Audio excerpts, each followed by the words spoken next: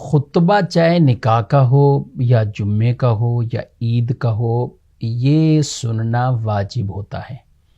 یعنی جو لوگ خطبے کے لیے یعنی سننے کے لیے اس محفل میں موجود ہیں، اس کے لیے آئے ہوئے ہیں،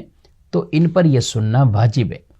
اب اگر کسی اور کام میں مشغول ہوں گے اور یہ اس خطبے کو نہیں سنیں گے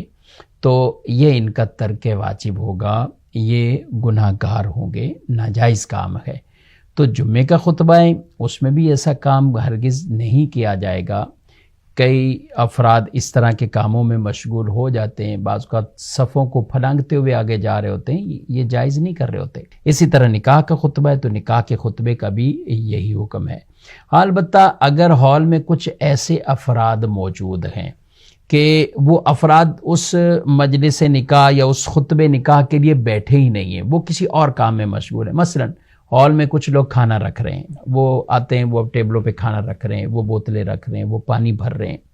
تو یہ اس کام کے لیے آیا ہی نہیں یہ شخص، یہ تو اپنے کام کاج میں مصروف ہے، تو اس پر وہ حکم بھی نہیں ہے۔ یہ اگر اس طرح کام کرتا رہے گا تو یہ ایک الگ بات ہے، لیکن جو باقاعدہ اس نکاح کی مجلس محفل میں شامل ہیں اور اس کے لیے آئے ہوئے ہیں اور عام طور پہ ایسے بالخصوص قریب قریب بیٹھے ہوئے ہیں